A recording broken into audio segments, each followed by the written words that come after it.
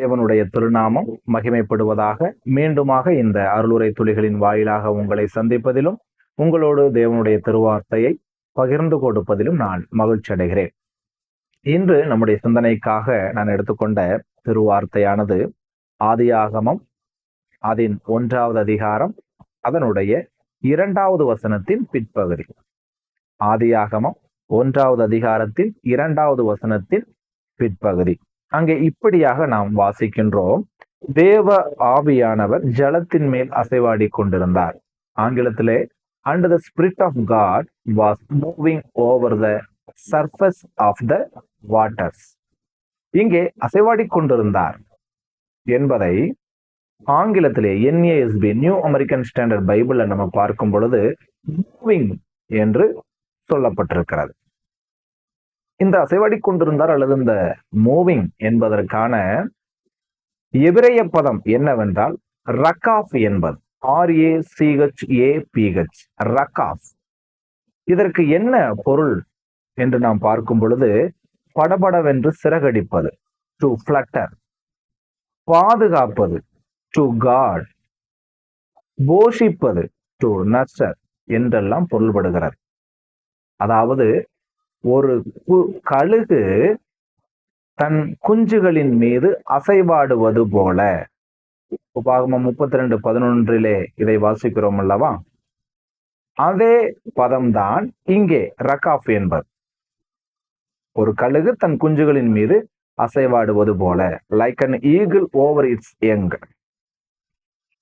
ஆகவே இந்த அசைவாடி கொண்டிருந்தார் என்பது எதை குறிக்கும் என்றால், அல்லது எதை குறிக்கிறது என்றால், தேவன் சிருஷ்டிப்பை தமது வார்த்தையால் தோற்றுவிப்பதற்கு முன்பு ஆவியானவர் ஜலத்தின் மீது அசைவாடி கொண்டிருந்து உயிர் இயக்கத்திற்காக அல்லது உயிர் பொருள் தோன்றுவதற்காக பூமியை தயார்படுத்தி கொண்டிருந்தார் என்பதுதான் இதனுடைய அர்த்தம். தேவன் அனைத்து சிருஷ்டிகளையும் தம்முடைய வார்த்தையால் சிருஷ்டிக்கப்படுவதற்கு முன்பு தேவ ஆவியானவர் ஜலத்தின் மீது அசைவாடி கொண்டிருந்து பூமியை தயார்படுத்தி கொண்டிருந்தார். எதற்காக? உயிரினங்களின் இயக்கத்திற்காக, உயிர் பொருட்கள் தோன்றுவதற்காக அவர் பூமியை தயார்படுத்தி கொண்டிருந்தார் என்பதுதான் அவர் அசைவாடி கொண்டிருந்தார். மூவிங், ரகாஃப் என்பது குறிப்பிடுகிறதாக இருக்கிறது. பிரியமானவர்களே, இங்கே நாம் ஒன்றை சரியாக புரிந்து கொள்ள வேண்டும். இந்த சிருஷ்டிப்பின் போது, இறைவனுடைய இந்த சிருஷ்டிப்பின் நேரத்திலே திரித்துவம் பிரசன்னமாயிருந்தது என்பதை நம்முடைய மனதிலே வைத்துக் கொள்ள வேண்டும். இந்த Trinity is present at creation என்பதை நம்முடைய மனதில் முதன்மையாக வைத்துக் கொள்ள வேண்டும். அதாவது பிதா சிருஷ்டிக்கிறார், ஃபாதர் கிரியேட்ஸ், ஆவியானவர் அசைவாடுகிறார், Holy Spirit moves.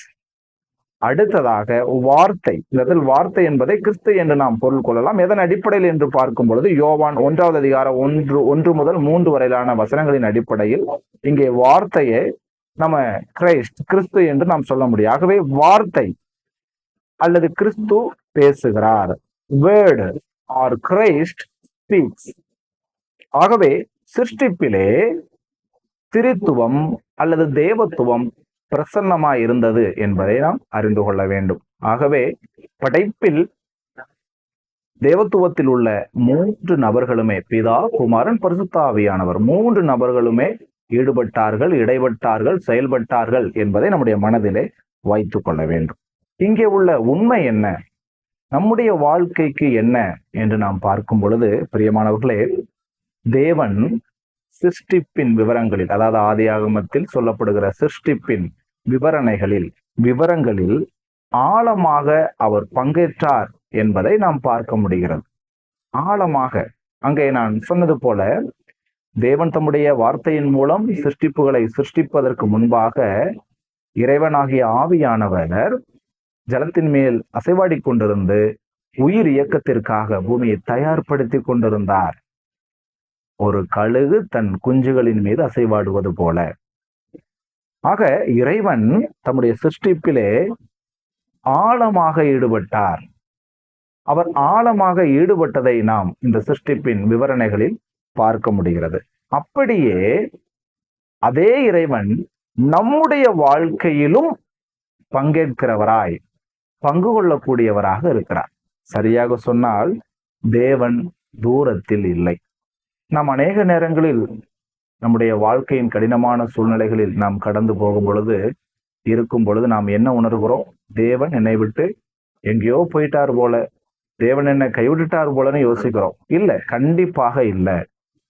இறைவன் நம்முடைய வாழ்க்கையிலும் அவர் ஆழமாக பங்கேற்கக்கூடியவராக, நம்முடைய கஷ்டங்கள், பாடுகள், உபத்திரவங்களின் மத்தியிலும் அவர் நம்மோடு கூட இடைபடுகிறவராயிருக்கிறார்.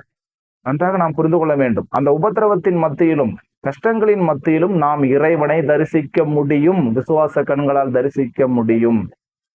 ஏனென்றால் நம்முடைய இறைவன் நம்மை விட்டு செல்கிறவர் அல்ல. படைப்பிலே ஆழமாக ஈடுபட்ட அதே இறைவன் இன்றைக்கும் நம்முடைய வாழ்க்கையின் எல்லா சூழ்நிலைகளிலும், அது இன்பமோ துன்பமோ அனைத்து சூழ்நிலைகளிலும் நம்மோடு கூட அவர் இடைபடுகிறார், பங்கேற்கிறார். எல்லாமே ஒரே நோக்கம்தான். என்ன பிரதர், என்னுடைய கஷ்டத்துல அவர் பங்கேற்கிறாரா, என்ன அர்த்தம் நீங்க கேட்கலாம். பிரியமானவர்களே, பிதாவினுடைய நம்மை குறித்த திட்டம் என்னவெனில், அவருடைய குமாரனை போல நாம் அனைவரும் மாற வேண்டும் என்பதுதான். ரோமர் 8, 28, 29, 30 அதை நம்ம வாசிக்கிறோம். அங்க கூட நம்ம வாசிக்கிறோம்ல, நமக்கு நடக்கிறது எல்லாமே நன்மைக்காக நடக்குது. அந்த நன்மை என்ன? கிறிஸ்துவின் சாயலுக்கு ஒப்பாக மாறுவதுதான் அந்த நன்மை. ஆகவே உபத்திரவத்திலும் இறைவன் என்னுடைய வாழ்க்கையில் பங்கேற்கிறார், ஈடுபடுகிறார், இடைபடுகிறார் என்று சொல்லும் பொழுது, அந்த உபத்திரவத்திலும் என்னை அவர் தம்முடைய குமாரனை போல மாற்றுகிறார் என்பதுதான் அங்குள்ள உண்மையாக இருக்கிறது. ஆகவே நாம் கவலைப்பட வேண்டாம். நம்முடைய சூழ்நிலைகள் எதுவாக இருக்கலாம், ஆனால் அந்த எல்லா சூழ்நிலைகளின் மத்தியிலும் அவர் நம்மோடு கூட இடைபடுகிறார், நம்மோடு கூட இருக்கிறார், நம்மோடு கூட பங்கேற்கிறார். இதே தைரியத்தோடு, விசுவாசத்தோடு நம்முடைய வாழ்க்கையில் எச்சூழ்நிலைகள் வந்தாலும் தைரியத்தோடு முன்னேறுவோம். இறைவன் நம்மோடு கூட இருக்கிறார். தேவனுடைய நாமம் இன்றும் என்றும் சதா காலங்களிலும் மகிமைப்படுவதாக.